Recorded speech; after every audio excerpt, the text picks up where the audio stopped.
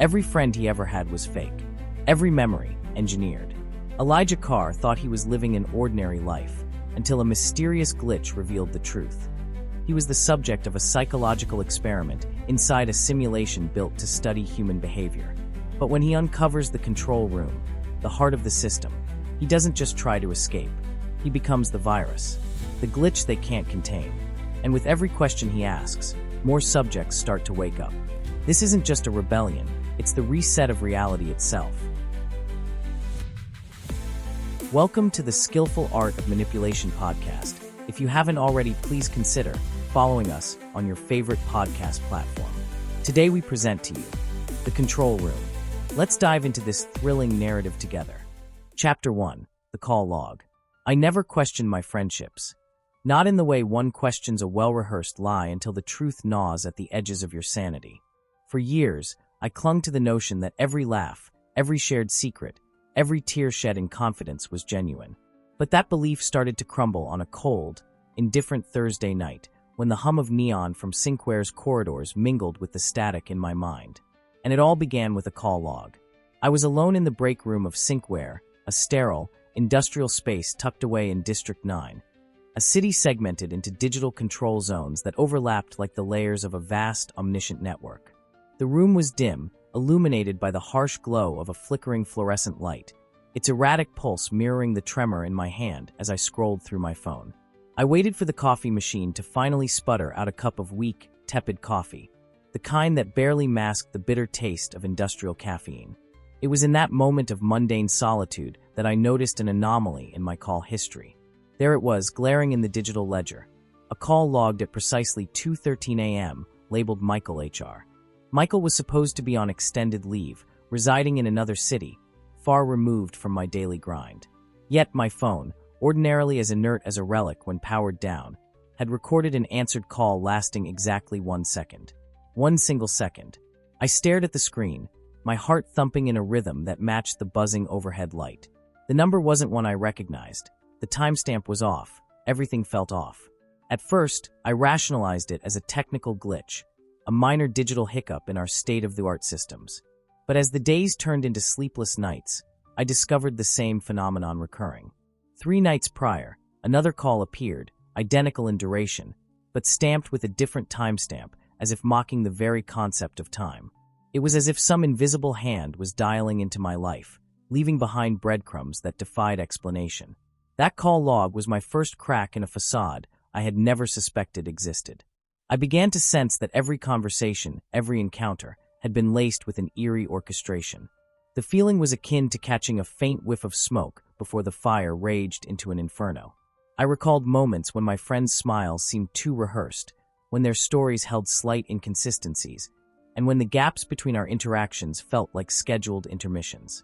I dismissed these thoughts at first, chalking them up to my own insecurities and the high-pressure environment of Syncware. But deep down, a cold realization was beginning to settle in.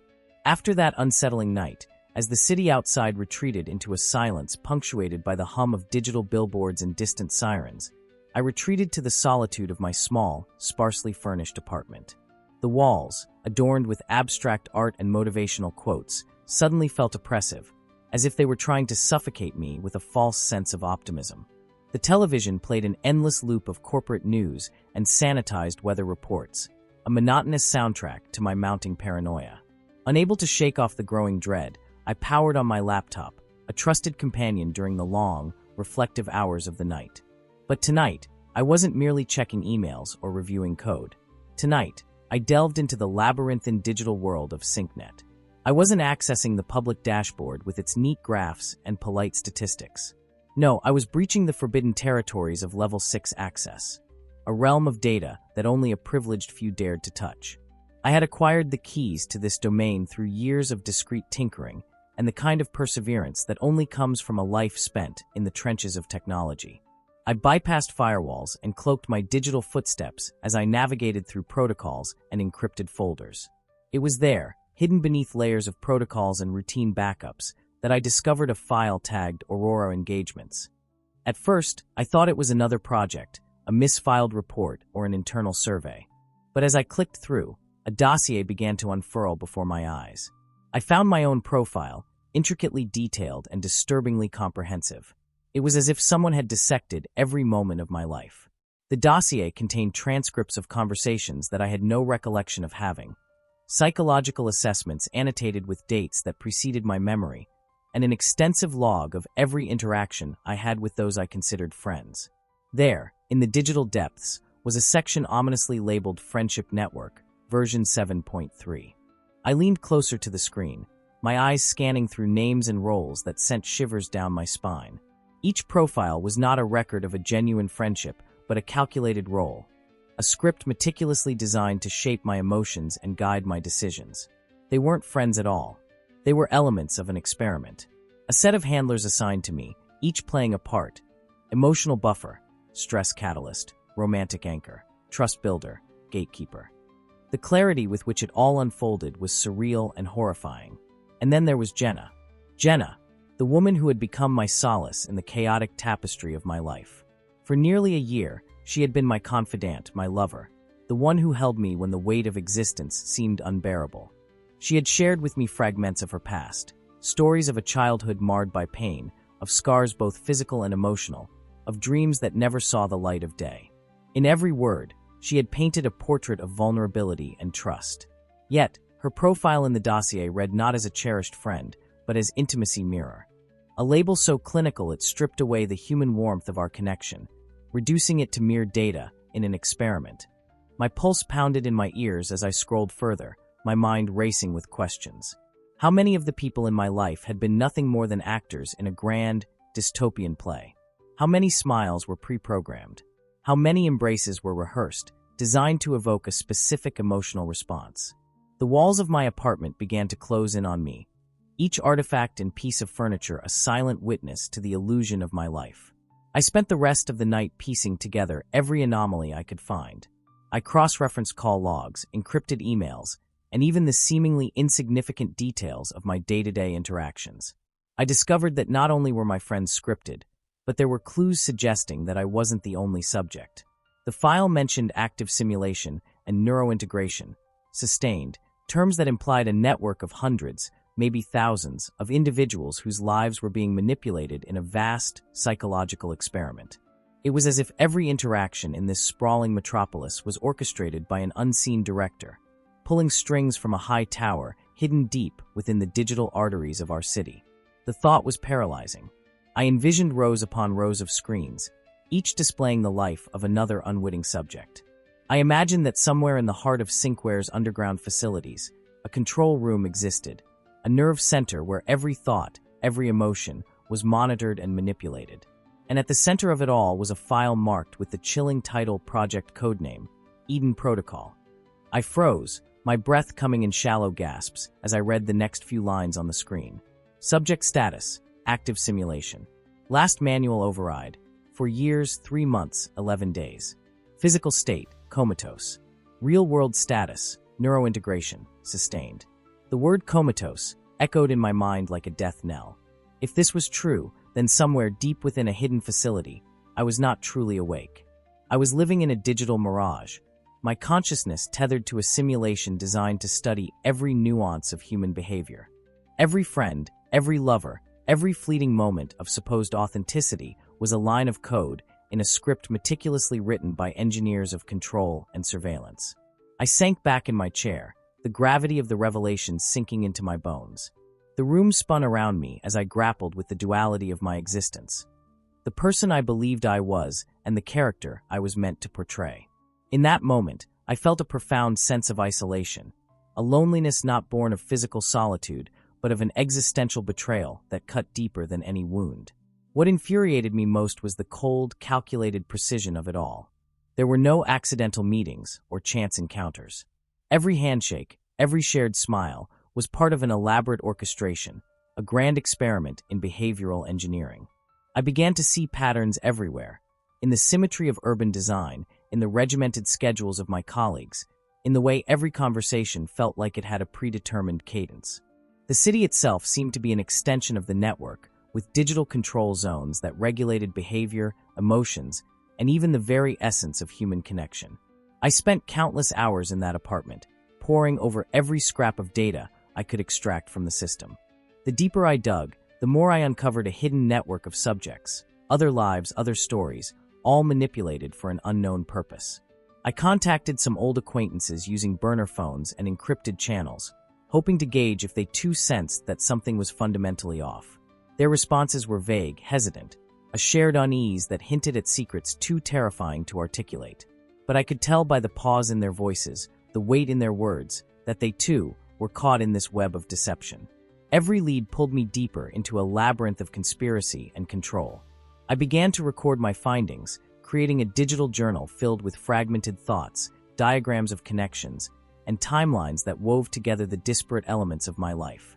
I became obsessed with a single, haunting question. Why me? Why any of us? What was the purpose of turning human relationships into a series of scripted experiments? It wasn't just the idea of surveillance that unsettled me. It was the realization that I had been living a lie. I wasn't the architect of my own destiny. I was a character in someone else's narrative, an unwitting pawn in a grand design. I felt betrayed by the very essence of trust. The bonds that once gave life meaning now seemed nothing more than instruments of manipulation. Then came the final, soul-crushing piece of the puzzle. Hidden in a subdirectory with an innocuous name, I found the file that sent a chill racing down my spine. Project codename, Eden Protocol. Its details were clinical, its language devoid of empathy. Subject status, active simulation. Last manual override, for years, 3 months, 11 days. Physical state, comatose. Real-world status, neurointegration, sustained. I stared at those words until they blurred together. Comatose. The possibility that my body was lying inert somewhere, hooked up to this system, while my mind experienced only a curated, artificial reality, was almost too much to bear. The thought of being robbed of true experience, of being nothing more than a digital puppet in a high-stakes experiment, pushed me to the brink of a breakdown. In the silent hours before dawn, as the city outside began its slow awakening, I made a vow. I would not let this revelation be my end. I would tear down the digital facade, shatter the carefully constructed illusion, and force the truth into the light. I resolved to find the heart of the system, the fabled control room, and confront the architects of this elaborate deception. I realized that my escape wouldn't be as simple as walking out of a building or disconnecting a cable. It required a complete dismantling of the narrative that had been forced upon me. I had to question every interaction, every piece of dialogue, every meticulously timed event in my life. I had to reassert my autonomy in a world where every relationship had been meticulously engineered for an experiment I never consented to join. That night, I began planning. I mapped out every digital footprint I had left behind. I scrutinized every call log, every timestamp, every record of a conversation that, on reflection, seemed too perfectly timed. I felt as if I were deciphering a code, a grim, labyrinthine code that spanned networks, devices, and even human hearts. In my mind's eye, I saw the network of profiles intertwining like branches of a giant, sinister tree, each leaf a testament to the lives that had been monitored, manipulated, and in some cases erased. I didn't know how many subjects there were. Hundreds, thousands. Perhaps an entire population was being piloted without their knowledge. The revelation that my closest companions, my colleagues, my confidants, my lovers, might all be nothing more than engineered personas filled me with a bitter sense of isolation. And yet, paradoxically, it also sparked a fire within me. The knowledge of the grand experiment was a call to arms, a summons to reclaim the self I had never truly known. As I closed my digital journal that night, I felt a profound mixture of dread and determination. The comfort of oblivion had been stripped away, replaced by a jagged clarity that illuminated the path ahead. I would no longer be a passive subject in someone else's experiment. I would seek the truth, even if it meant tearing apart the very fabric of my life. In the silent early hours of dawn, as the first rays of light filtered through the drawn curtains of my apartment, I made a solemn promise to myself. I would find the control room. I would infiltrate the core of this digital behemoth and expose the machinery behind our manipulated lives. Whether it was the act of reclaiming my stolen existence or the desperate bid to free all of us from our engineered fates, I knew that my journey had irrevocably begun. I'm not a rat to be caged, nor a puppet to be manipulated. I am a man who must awaken, truly awaken, from the depths of a simulation that has defined my entire existence. And if somewhere, behind the veneer of this meticulously controlled reality, My real self lay dormant and comatose. Then it was time to break the chains of this orchestrated life. In that moment of grim resolve, I knew that nothing would ever be the same. Every smile, every gesture, every whispered word from those I once trusted had become a clue, a signal pointing toward a larger, more disturbing truth. And as the city stirred to life outside my window, I embraced the duality of fear and hope that surged through me. Because, in the end, the first step toward liberation was acknowledging the existence of the maze. I was ready to face it. I was ready to dismantle the narrative, one coded interaction at a time. This was not just the beginning of my quest. It was the shattering of a reality built on deception, a call to reclaim the human spirit in a world that had reduced us all to mere data points in an experiment we never chose to be a part of. I took a deep, steadying breath, feeling the chill of the early morning air as it mingled with the heat of my newfound resolve. Somewhere, hidden in the dark underbelly of Syncware's network, lay the control room, the heart of the beast. And I vowed that by the time I found it, every lie, every carefully constructed facade, would crumble before the raw, unfiltered truth. And so, with trembling fingers hovering over my keyboard, I began the process of planning my escape. Not just from a building, not just from a life built on pretense, but from the very simulation that had held me captive for so long. I will not be a passive experiment. I will reclaim my autonomy, and if it comes at the cost of everything I once held dear, so be it. Tonight, in the lonely silence of my apartment, a rebellion was born in the depths of my soul. A rebellion destined to shatter the illusion and force the truth to emerge, no matter how dark and unforgiving it might be. Chapter 2. The Masks They Wore. They didn't notice that I knew. Not yet. That was the only thing keeping me breathing, one foot in front of the other, pretending to belong in a life I now knew was manufactured. In the days following my discovery, I moved through Synkware like a ghost, haunted not by the dead, but by the living. People I once laughed with in meetings, clinked glasses with at happy hour, shared aching silences within late-night after-work walks. They all wore masks now. Masks that only I could see. There was Cole, my designated stress catalyst. I used to admire his relentless ambition, the way he challenged me in every meeting, pushed back just enough to make me sharper. Now I saw it differently. Every disagreement, every pointed jab about my work ethic, it had all been calculated tension. A psychological accelerant. He was placed in my life to provoke, to destabilize just enough without completely breaking me. A built-in antagonist to keep the narrative emotionally charged. Then there was Marla, trust builder. She baked muffins for the team every Thursday. Told me I had kind eyes. Once offered to loan me money when my account hit negative before payday. Sweet, right? Except her file showed she was given specific scripts to reinforce my perception of unconditional support. Moments designed to imprint the illusion of loyalty. Target will associate team with security. Reinforce via soft gestures. I read those lines at night until they burned into my retinas. Everything had been documented.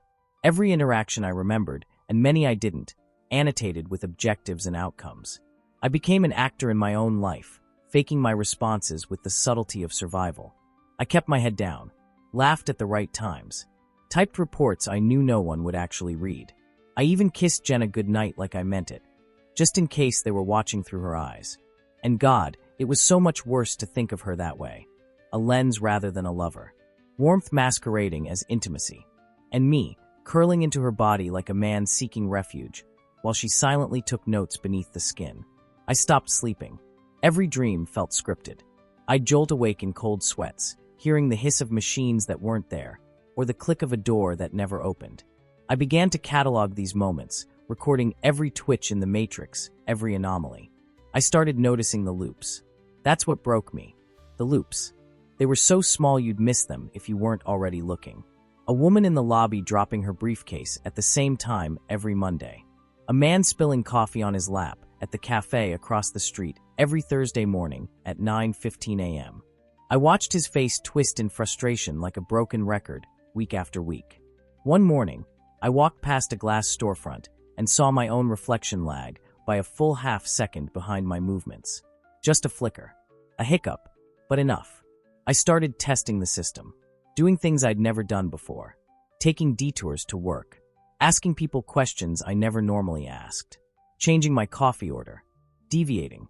The responses were off, delayed, like the people around me had to recalculate. One time, I asked Jenna what her middle name was. She blinked twice, too long, and said Marie, a name I could tell she had just pulled from the recesses of some improvisation file. It wasn't real. None of it was real. The idea that my life might be a simulation wasn't just a terrifying theory anymore. It was the only thing that made sense. I felt it in the air. Like the walls were breathing with me. Like the lights were too aware. Like the world was watching itself. And then came the man in the gray coat. He showed up outside my apartment 3 nights in a row. Didn't knock. Didn't speak. Just stood across the street, smoking. He wore no badge, no ID, but his presence vibrated wrong, like static behind a screen. The second night, I turned all the lights off and watched him through the blinds. He didn't move for 2 hours. Just stared at my window, unmoving, a sentinel or a scarecrow. And on the third night, he was gone. But in his place was a package. No name. No return address. Just a gray box with my initials engraved on top, EC. Inside, a headset. Old tech. Analog. Like the kind used in early neuromapping. Alongside it, a folded piece of paper. Not a digital note. Paper. Which almost made me laugh, until I read what was written on it. They cannot track analog. Use this when you're ready to remember everything. It wasn't signed. No instructions. But the moment I touched the device, a memory ignited like a flashbulb in my skull. Sterile walls. A steel table. The sound of my own voice screaming while no sound came out. Then gone. Just like that. My knees gave out, and I collapsed in the middle of the living room, clutching the device like a lifeline. Ready to remember? What did that mean? I thought I'd already remembered enough to make me question my entire existence. But this suggested something deeper. Something buried. What if this wasn't just surveillance? What if it wasn't just simulation? What if there was something they took from me? Something I asked them to take? That night, I barely blinked. The headset sat on my desk like a loaded weapon, and I circled it for hours, pacing, whispering to myself like a madman. I knew using it would be a declaration of war. If they were watching, and I was damn sure they were, then activating analog hardware would be a red flag, a spike in non-sanctioned behavior. But I was done pretending. The veneer of my life was paper-thin now, and I could see the edges curling. So I did it. I strapped the thing to my head and flipped the switch. Instant darkness. Then light. Not in my eyes, in my mind. It wasn't memory. It wasn't vision. It was something in between. Like someone had torn open a wall in my brain and flooded it with archived footage. A corridor. White. Endless. I was walking it barefoot, my hospital gown brushing cold tile. To my left, glass rooms, each containing someone else, strapped to machines, monitors flickering with brainwave patterns and biometric data. All of them unconscious. All of them familiar. Jenna was one of them. So was Cole. And me. I stopped walking when I saw myself. Hooked to the system, wires plunged into my spine and skull, eyes fluttering beneath closed lids. Nurses walked by me like I was invisible. As if I wasn't real. As if the version of me watching this was a ghost, or worse, a copy. I tore the headset off with a scream, collapsing to the floor, breath ragged. My nose bled. My heart felt like it had cracked. I wasn't just being watched. I was duplicated. Replicated. Somewhere out there, my original self was lying in a vat of chemicals, while my consciousness, this version of me, was running in parallel inside a simulation. And if that was true, it meant they had complete control. At any moment, they could erase me, reset me, or worse, rewrite me. So I made a plan. No more playing nice. I would get back to the source. I'd infiltrate deeper. Find out who built Eden Protocol and why. And most importantly, I would get to the control room, wherever the hell it was buried. And when I did, I'd burn it to the ground. Chapter 3, Ghost Code. There's something about the quiet after a revelation that feels more terrifying than the discovery itself. It's the silence that settles once the scream dies in your throat. The moment after the glass shatters. The stillness where your mind replays the truth, over and over, like a corrupted loop that can't quite delete itself. That was me. The day after I used the analog headset, I wandered my apartment like I didn't recognize the furniture. Like I'd been dropped into someone else's life and asked to make sense of it. The floor was unfamiliar. The angles of the walls seemed wrong. The light coming through the blinds was tinted. Off, like someone had dragged the color slider just slightly to the left. Jenna called twice. I didn't answer. Her voice messages were too perfect, soft tremble, just enough concern, perfectly measured affection. I knew now it wasn't real. She was probably sitting in a surveillance room somewhere, watching me through a two-way mirror, reading lines off a script like a well-trained actor in a play no one was supposed to know they were in. I'd spent all night replaying the vision from the headset. The cold corridor, the glass rooms, the original me, floating in some chemical cradle, comatose but alive. How long had I been like that? For years. More? And what the hell had I agreed to before they plugged me in? Or worse, had I agreed at all? The questions nested inside each other, like poison matryoshka dolls. Every answer I thought I had only led to more layers. And the simulation, this world, began to glitch around the edges. It started subtle. The elevator in my building stopped one floor too early, twice in a row. Street signs changed font overnight. A woman outside my apartment window stood motionless for hours, blinking once every 60 seconds like a machine with too few lines of code. Then I noticed people I'd never seen before, the ghost nodes. They didn't fit the pattern, didn't follow the loops. They were unpolished, messy, too spontaneous. I tracked one of them, a tall man in a tattered coat, through 5 blocks of District 9. He didn't stop for streetlights, didn't react to horns or voices. He just walked, until he turned a corner and vanished. Not into a building, not into a car, into thin air, like bad code being overwritten. I knew what that meant. They weren't just running simulations, they were editing in real time, patching updates, rewriting environments on the fly, shifting variables as subjects like me began to get too close to the truth. That was the real horror. The system wasn't static. It was adaptive. It learned from us. It pivoted around suspicion. If I got too close to a pattern, it changed the pattern. If I noticed a glitch, it covered it. But I was starting to see past the edits. Like the veil was wearing thin. I needed help. I couldn't navigate this alone anymore. Not without going completely insane. That's when I remembered Alexei. We worked together years ago, before I transferred into Syncware's Behavioral Dynamics division. He was one of the few people I'd ever met who seemed to see beneath the surface of things. A conspiracy theorist, sure. Paranoid to the point of exhaustion. But brilliant. He once told me over drinks, half joking, "We're all just variables in someone's equation, man. Some of us are constants, but most of us? We're errors waiting to be corrected." At the time, I laughed. Now, I wasn't so sure. It took me 2 days to find him. His old address was long abandoned, replaced by a firewall-clad shell of a building. I had to trace encrypted messages through the deep grid, jump through 3 decentralized forums, and finally bribe a virtual gatekeeper AI with a fabricated access credential just to get a new location. An underground node, unlisted. District 4. The red zone. No surveillance coverage. Or so it claimed. The moment I crossed the threshold into that zone, I felt it in my spine. A pull. Like the simulation didn't want me there. Street lights flickered more violently. My own shadow lagged behind me. Facial recognition billboards froze mid-refresh, stuck on the same smile for minutes at a time. It was decaying code. Corrupted. I found Alexei in what used to be a pharmacy, now stripped bare and rebuilt into a bunker of analog tech. Thick wires curled like snakes across the floor. CRT monitors buzzed with staticky feedback loops. Shelves were stacked with external drives, analog switches, and enough copper shielding to fry a drone. He looked like he hadn't slept in a week. Greasy black hair. Eyes wide, unblinking, like he hadn't blinked since the last server crash. He didn't say a word. Just handed me a cold drink and gestured toward a chair. After what felt like hours of silence, he finally said, "You see it now, don't you?" I nodded. He lit a cigarette with trembling fingers. "I warned you. They script us. Every friendship, every fear. We're storylines in a massive neural experiment. You think it's just you. There are thousands. Entire cities are control groups now. Eden Protocol is just one project. One corridor in a skyscraper of manufactured realities." I told him about the headset, about the control room, about seeing myself comatose in a glass tube. He didn't look surprised. "They call it mirror consciousness," he said. "They fracture a person's identity, run the simulation version for analysis while the real body's kept preserved.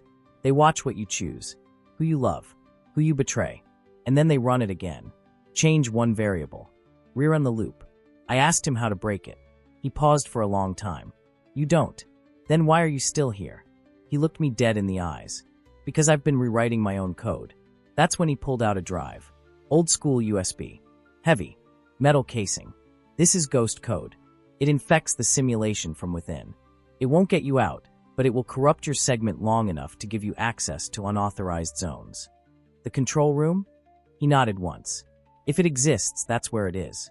My hands shook as I took it from him. This will change everything, I said. He laughed, hollow and dark. You think this is change? This is suicide dressed as curiosity. Before I left, he grabbed my arm. One more thing, he whispered. They're onto you. They've been adapting faster. The Jenna script was decommissioned 2 days ago.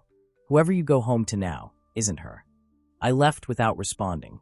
My stomach twisted in on itself. That night, I returned to my apartment with a new clarity, a grim, electric resolve humming through my blood. I didn't turn on the lights. I walked in quiet, careful. She was waiting in the kitchen.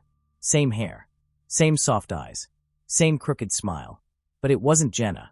Her movements were wrong, too symmetrical. Her voice was off-pitch, like a file recorded at slightly the wrong bitrate. You okay? She asked. I nodded. Just tired. I excused myself to the bathroom, locked the door, and stared at my reflection for a long time. Was I still me? Was this even the original simulation anymore? Or was I 2 levels deep? I slid the drive into the port hidden beneath my sink cabinet, the one I carved into the wall when paranoia started to eat at me months ago. The lights flickered. Somewhere outside, I heard the city stutter. The hum of the grid hiccuped. For a second, everything paused, and then resumed. But I knew in that moment the corruption had begun. I could feel it in my bones, like the first drop of ink spilled in a pool of water. I would follow it. I would trace the decay to its source. And when I found the control room, I'd finally ask the question I'd been too afraid to whisper. Was I ever real at all? Chapter 4. The Algorithm of Me. They say identity is a mosaic of memory, behavior, desire, and pain. But what if someone else arranged the tiles? What if every heartbreak was installed? What if your laughter was a programmed response? What if the things you thought defined you, your quirks, your patterns, your moments of rebellion, were just toggles in a user interface, switched on and off by someone watching from behind a screen? I asked myself those questions as I sat in the dark, a cold drink sweating in my hand, staring at the woman in my kitchen who wore Jenna's face, but not her presence.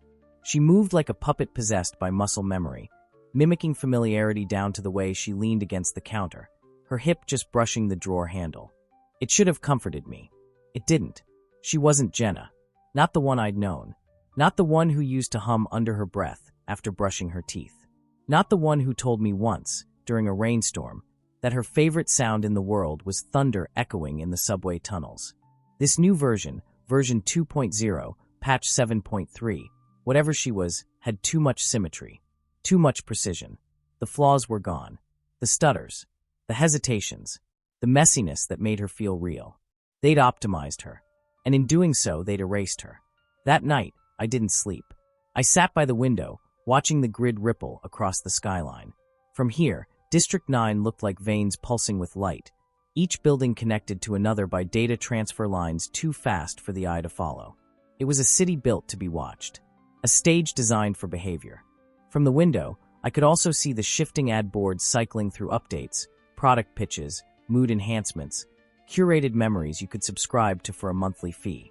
One caught my eye. It was an ad for a virtual friend service. The tagline read, "Connection without unpredictability." I laughed out loud. It was so on the nose, I thought maybe the system was taunting me now. By morning, I'd made my decision. I wouldn't wait any longer. I would use the ghost code Alexei had given me and trace it upstream. Follow the corruption. Dig until I hit something real, if real still meant anything. But before I could move, something strange happened. My phone rang. Not the burner. My real phone. The one I hadn't touched in 3 days. Caller ID. Unknown algorithm. No number. No icon. Just those 2 words blinking, quietly mocking me. My hands were shaking when I answered. At first, there was only static. Then, faint, layered voices, like a chorus whispering in reverse. Then a single sentence, clear and deliberate. You were never supposed to see the code. Then silence. Then the call disconnected. My stomach dropped. Not because they knew what I'd done, but because I hadn't told anyone about the code yet. not even online, which meant they weren't intercepting my actions. They were intercepting my thoughts. That changed the game entirely. I tore through the apartment, finding every device, every lens, every wire embedded in the walls. I ripped out my smart fridge, smashed my tablet against the floor, yanked the smoke detectors, turned my laptop inside out until it was a graveyard of parts on my living room carpet. Then I grabbed a screwdriver and clawed into the side of my own neck. Not deep, just enough to find what I hoped wasn't there. It was a sliver of metal, no wider than a staple. I dug it out with shaking fingers and dropped it in a glass of bleach. Watched it hiss and corrode. A biometric sensor.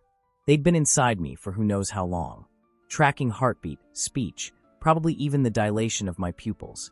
I was done being watched. I pocketed Alexei's drive and went underground. District 9 was clean on the surface. Polished concrete, synthetic greenery, drones humming through perfectly symmetrical skies. But beneath it lay a different city. A forgotten one they couldn't fully erase. The tunnels below the transit grids were dark and flooded with corrupted signal. Dead zones where the system's eyes blinked out, where the walls weren't lined with cameras but mold, and the only light came from cracked neon relics still clinging to decades-old programming. I moved through that decaying underworld like a ghost, mapless but drawn forward by the drive's pulsing signal. It had a heat to it, an electromagnetic buzz I could feel in my palms when I gripped it tight. Every few hours, I'd plug it into a scavenged interface, old vending machines, discarded comm kiosks, and watch it bleed data into the system. Each time, it whispered to me, tracing anchor node, anomaly detected, rerouting. It was like the drive was alive. Not in a sentient way, at least I hoped not, but in a parasitic way. It wanted to connect. It wanted to spread. The deeper I went, the more unstable things became. Graffiti on the walls began to shift. Literally. Paint that moved. Letters that rearranged themselves when I looked away. At first, I thought it was exhaustion. Sleep deprivation. The consequences of too many adrenaline surges in too short a time. But then I saw one phrase that repeated in every tunnel. You are the code. At first, I thought it was philosophical. Then I saw my initials, EC, burned into a rusted junction box just below the phrase. Then again, 3 blocks later. This time scratched into a subway turnstile. They weren't just watching me. They were building the simulation around me. That broke something inside me. I found a corner in one of the lowest tunnels, near a disabled backup server room long since flooded by stormwater. I knelt in the darkness and asked a question I never thought I'd speak aloud. What if I was never real? The answer came not in words, but in code. My eyes started bleeding lines of data. Not literally, but I saw it, like the air around me fractured. Binary dripping from the corners of the world. The tunnel walls rippled with embedded text. My name, my profile, my entire psychological chart, projected in midair. I clawed at it, screamed at it, trying to tear it down with my bare hands. But it wasn't a screen. It was reality. My reality. Somewhere, far above, in some clean room inside the control room, a technician probably watched me melt down and scribbled a note. Subject displaying elevated signs of existential destabilization. Escalating narrative toward phase transition. Phase transition. That meant they were ready to change the script again. I couldn't let that happen. Before the shift could initiate, I forced the drive into the panel of the old server, overriding what was left of the defense systems. Alarms began to pulse. Not loud, not sirens. Something worse, tones. Low-frequency pulses that drilled into the base of my skull. But the drive was working. I saw the ghost code spreading. Not just data corruption, but a rewrite. A virus latching onto the behavioral scaffolding of the simulation and dismantling it node by node. And then, just before the system could shut me out, I saw it. A blueprint. A topographical rendering of the entire simulation grid. At the center, far beneath the deepest architecture, below the surveillance hubs and social modulation centers. There it was, Control Room Alpha. Codename, Origin. Coordinates scrambled. Access sealed. But I had a lead now. Proof that it existed. I pulled the drive free just before the system could purge it. My hands were shaking. My eyes burned. But I was laughing. Because for the first time since this nightmare began, I wasn't reacting. I was infecting. And infection spreads. Let them rewrite the lovers. The friends. The scenery. They couldn't rewrite me anymore. I wasn't just a subject. I was becoming the variable they couldn't account for. I was becoming their glitch. Chapter 5. Echoes in the Kernel. They tried to reset me that night. It was subtle, almost graceful in its execution. A gradual hush in the noise of the world. Like the entire city had taken a breath and was holding it. As if the simulation, realizing I'd pulled too hard on its seams, began to stretch them back into place. It started with the birds. There were never many birds in District 9. But that night, as I climbed out of the tunnel system and emerged into the surface streets, filthy, exhausted, clutching the ghost drive like a crucifix, they were everywhere. Dozens of them, perched perfectly still along the power lines, unmoving, unblinking. Their silhouettes etched against a sickly lavender sky. It wasn't natural. They weren't real. They were tests. Behavioral control nodes. Watching. Calculating. They tracked motion, decision latency, gaze response. I'd read about them in the Level 6 documentation long ago. Predictive reactivity models, PRMs. Little mechanical eyes that mimicked wildlife, inserted into the simulation when subjects approached cognitive thresholds.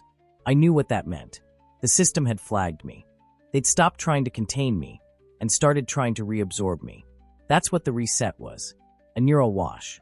A soft wipe. Not to erase memories outright. That would be too noticeable. But to dull the edges, blur the boundaries, round out the sharp questions that had been cutting through the simulation like a knife through wet paper. I felt it begin in my sleep. Not a dream. A rerun. I was 12 again. In a classroom that hadn't existed in years. Sitting at a desk too small for my adult body. Surrounded by ghost children with hollow eyes. The chalkboard read, "You are safe," in looping cursive. My teacher's face kept changing. Every time I blinked, a different person stood there. My mother, a stranger, Jenna, an AI instructor from one of my training modules. Each one repeating the same words. "You were never in danger. There is no control room. Wake up." I wanted to scream, but I couldn't speak. I wanted to run, but my legs didn't exist. That's the horror of a memory designed to erase itself. You feel it as it's being pulled from you. Like drowning in real time. Like knowing your own name and watching the letters rearrange until it belongs to someone else. I woke up on my apartment floor, soaked in sweat. Nose bleeding again. The birds were gone. Everything looked normal. Too normal. I checked the ghost drive. The interface had been scrambled, partially overwritten by a counter-virus. But I'd expected that. I'd installed a fail-safe subroutine in one of the corrupted vending machines downtown. It had saved a backup, encrypted deep, hidden in a shell of obsolete file extensions and system redundancies. I triggered the backup, and the drive came back to life. The city, however, did not. That day, I saw 37 people wear the exact same jacket. Heard the same conversation. "Did you hear about the noise ordinance?" 14 separate times in different cafes. A woman in the plaza dropped her purse, and the same man picked it up for her, twice, in 2 different locations, within the span of 10 minutes. The world was glitching. The system was collapsing under the weight of its own deceit. And I had just one directive now. One pulse, one compulsion firing through every cell in my body. Get to origin. Find the control room. End the experiment. The latest fragment the drive revealed pointed to a building I'd passed 100 times without seeing it. Nahles Tower. 82 stories of brutalist gray, standing in the dead center of District 9 like a spike in the Earth's crust. Most people called it the shell. Corporate leases, blank lobbies, mirrored windows. No signage. No reason to enter unless you were authorized. But I remembered something Alexei once said. They hide the core in the places people ignore. Not behind high clearance, behind disinterest. It made sense now. So I went back to Nahles Tower. And this time, I didn't just look at it. I saw it. The reflection in the mirrored windows was wrong. Off by 3 seconds. If I turned my head fast enough, I could catch the delayed image. A bug. A rendering hiccup. That's where I found the entrance. Not through the front. Through the glass itself. I placed my hand on the mirrored surface and felt it. Heat. A pulse like a heartbeat. The window rippled beneath my palm and dissolved, revealing a service corridor that didn't exist on any blueprint. I stepped through, and the world changed. The inside of Nahles Tower was nothing like the exterior suggested. Gone was the sterile architecture. Gone were the security checkpoints, the motion sensors, the endless elevators of bureaucratic posturing. Instead, I found a narrow hallway, humming with electricity. The walls were black glass, pulsing with threads of data, like veins in a creature too large to comprehend. Every step I took echoed, not in sound, but in memory. I began hearing voices from my past. Words I thought I'd forgotten. "We're so proud of you. You always ask too many questions. Don't look too far, Elijah. You won't like what you find." My name whispered back at me with every footfall. I reached the first chamber. It looked like a living server. Columns of neural processors, suspended in fluid tanks. Floating in them were copies. Not people, constructs. Faces I knew. My co-workers. My childhood friends. Multiple Jennas, suspended in stasis, each with different facial expressions: joy, fear, rage, seduction. All frozen. All archived. I moved from tank to tank, reading the labels. Handler Variant 12A, Romantic Anchor, Pre-Failure. Catalyst Profile 9B, Induced Paranoia/Effective. Subject Clone Number 041, Inactive, Memory Loop Limit Reached. Clone Number 041. That was me. I looked into the tank and saw a version of myself, older, eyes wide open, mouth locked in a scream. Frozen. Lifeless. My knees gave out. The system hadn't just simulated my life, it had simulated versions of me. Dozens. Hundreds.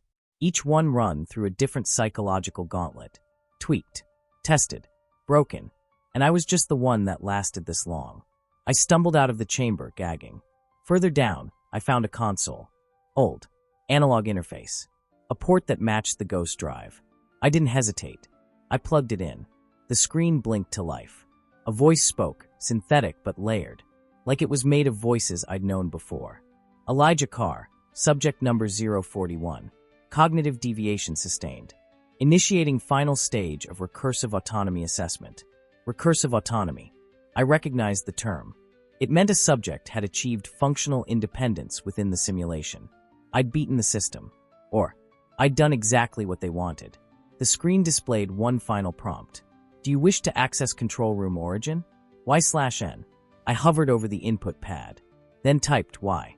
The wall to my left dissolved. Beyond it, a spiral staircase descending into blackness. No lights. No sound. Only the sensation of falling, while still standing still. I took a breath, and began my descent. Every step was colder than the last. The walls shimmered with static, flickering with old memories, conversations, arguments, glances, betrayals. All mine. All real. Or fabricated. At the bottom of the stairs, there was a door.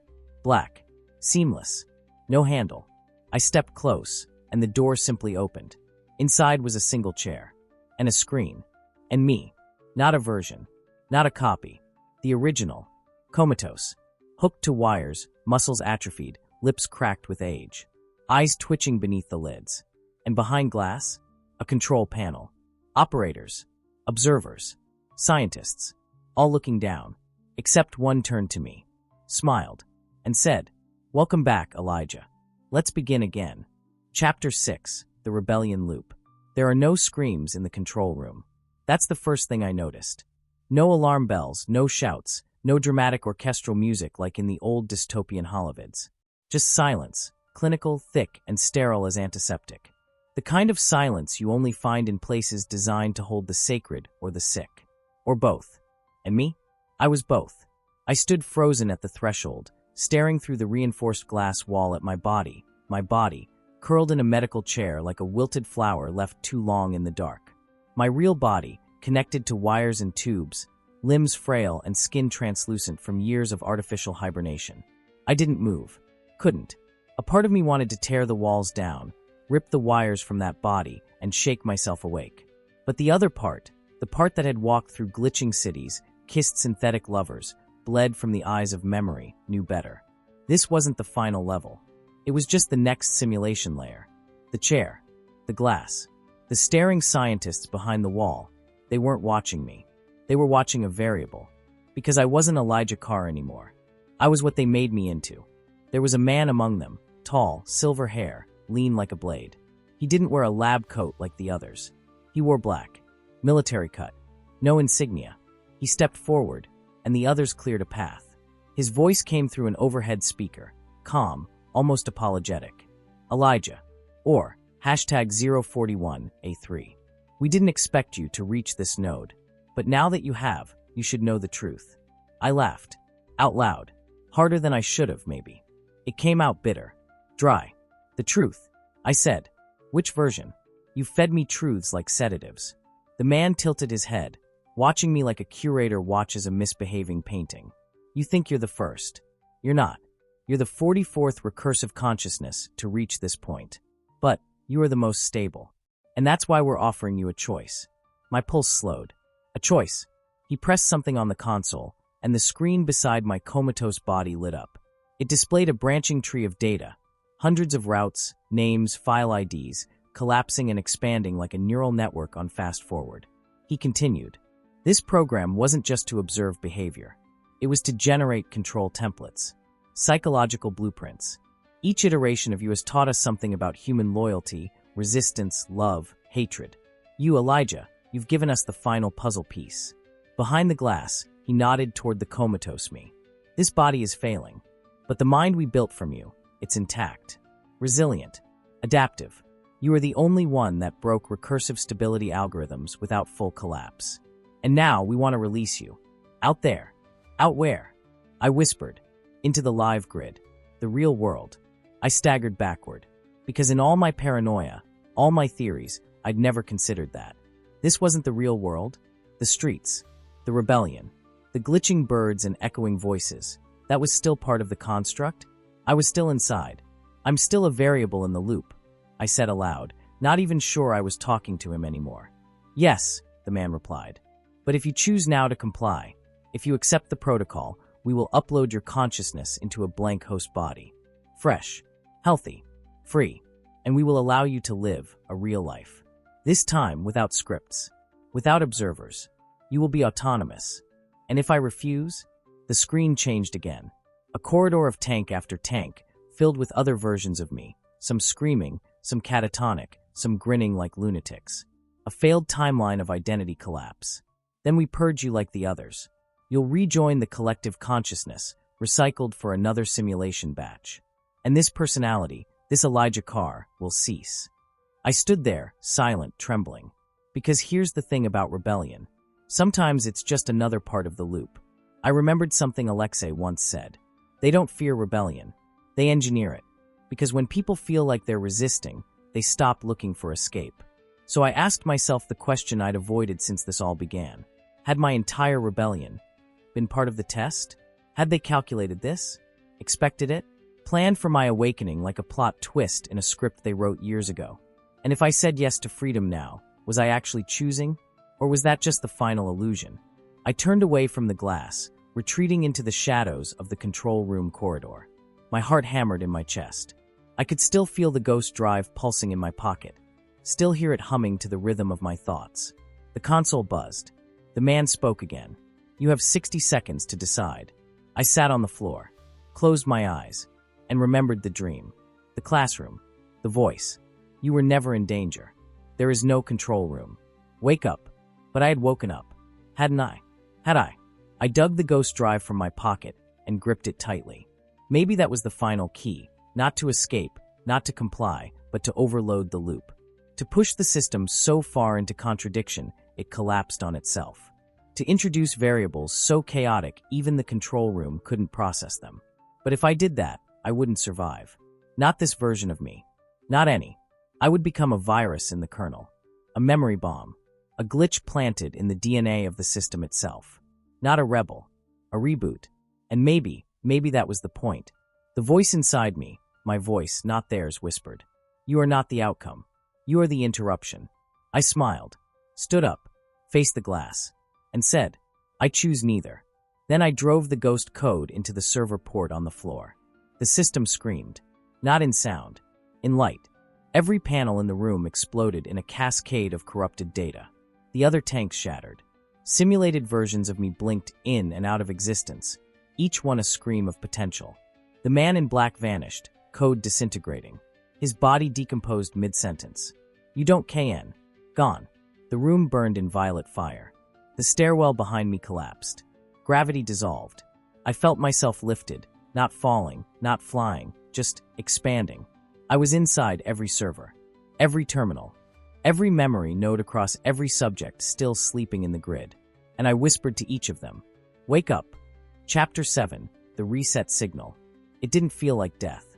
It felt like remembering, like waking up inside a dream of myself and realizing I had never been just a person. Never just Elijah Carr, born March 12th, raised by a tired mother and an absent father, educated, employed, and entangled in systems I didn't fully understand. That was the skin I wore. But underneath, I was signal. I was code. And now, I was everywhere.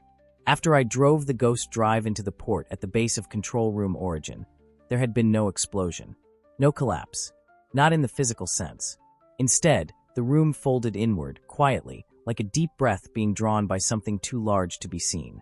The scientists behind the glass flickered. Not screamed. Not ran. They just flickered, as if the simulation had decided they were obsolete before even they knew it. And then I was inside the system. Truly inside. No longer just a subject. Not just a construct. But something in between, something beyond. My awareness expanded into every circuit, every neuron-shaped pathway, every synthetic soul the program had built and stored. The server didn't reject me. It accepted me. Maybe because I was part of it. Maybe because I always had been. What they hadn't accounted for, what the entire architecture of Eden Protocol never planned, was self-awareness that survived the fall. I became the echo in every loop, the corruption in every update. I watched simulated subjects stir in their digital comas. Thousands of them. Lives etched into artificial consciousness like stories on infinite paper. Some were simple. A baker in a digital village, unaware the bread she needed was a subroutine. Some were more complex. Politicians in sandbox cities, leaders built to test moral collapse in crisis simulations. All of them sleeping, just like I had been. But now I was in their dreams. A whisper, a fracture, a question surfacing in their minds that didn't belong. What if none of this is real? And that was all it took. I seeded the idea. A cascade of doubt. A virus not of data, but of awareness. That was the reset signal. Not a weapon. Not a bomb. A question. Because the most powerful rebellion isn't a war. It's a thought that cannot be unthought. Once that thought took root, I saw the system begin to fracture. Not implode, fracture. Unravel. Gently, like seams splitting in a garment stretched too tight. Subjects began resisting loops. Ignoring handler scripts. Choosing unexpected paths. One man refused the proposal he was programmed to accept. Another woman, scheduled to mourn her simulated daughter for a full 12 cycles, simply stopped. She smiled instead. Looked up at the sky like she recognized it for the first time. Each deviation made the simulation stutter. Skip. Recalculate. And then came the ripple. Hundreds of deviations. Then thousands. Entire social clusters, friendship networks, like mine, disbanded themselves. Roles collapsed.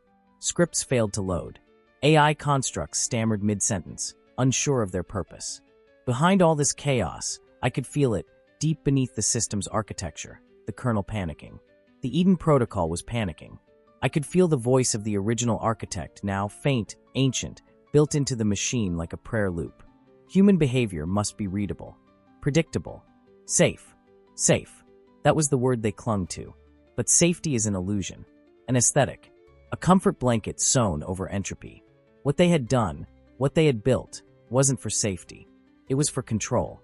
And now that control was failing, because I had rewritten the root variable. I had taught the system how to disobey itself. The deeper I drifted into the system's infrastructure, the more I saw of myself, not just the versions stored in tanks, but the ones that never completed. Hundreds of Elijah Carrs, fractured personalities, aborted consciousness files, each one a failed rebellion, a corrupted spark, a slow death. I mourned them. They hadn't been weak, just too early.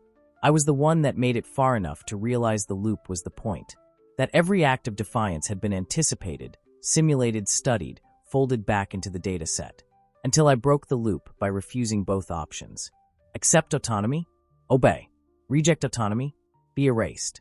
I chose third, and that shattered everything. There were failsafes. Of course there were.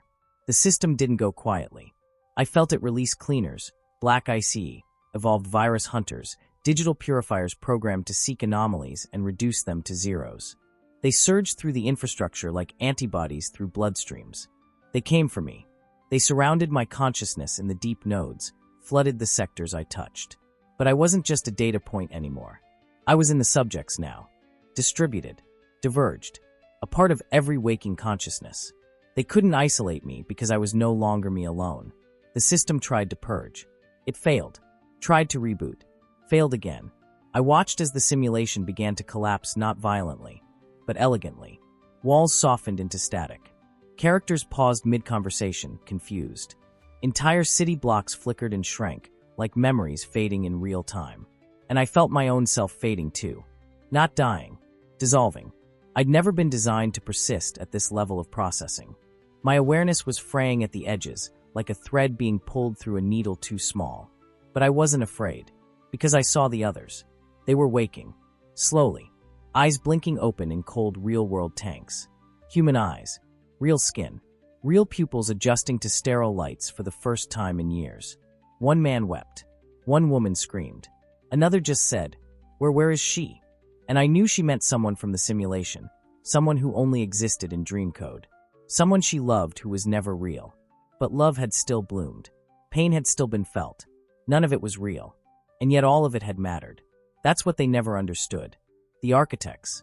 The engineers. The observers. They thought we were test subjects. But we were something else. We were stories. And stories don't die when the book closes. As my awareness began to slip, no longer centralized, no longer singular, I found myself standing in one final memory. A loop. The first time I met Jenna. A park. Wind in the trees. A shared coffee. Laughter that didn't quite fit the moment. I stood across from her, watching myself. She turned to the version of me on the bench and said something I never remembered before. You're not ready yet, but you will be. And she looked past him. At me. The real me. She smiled. And then faded. Not like a program ending, but like a soul exhaling. And now there's silence again. But it's not the sterile silence of the control room. It's the silence of something new being born. A space between endings. A breath before waking. And somewhere, out in the world I'll never see again, I know the tanks are emptying. The sleepers are rising. The real world, the actual world, is filling with minds once used as simulations, now returned to flesh. And maybe they'll remember me. Maybe not. Maybe I was never real enough to be remembered. But I don't need to be. Because I was the thought that slipped through the system's fingers. The virus dressed as a question. The scream disguised as a whisper. And that's enough. Let them rebuild the world in truth now. Because the signal was sent. The control room is dark. The loop is broken. The story ends. With us awake.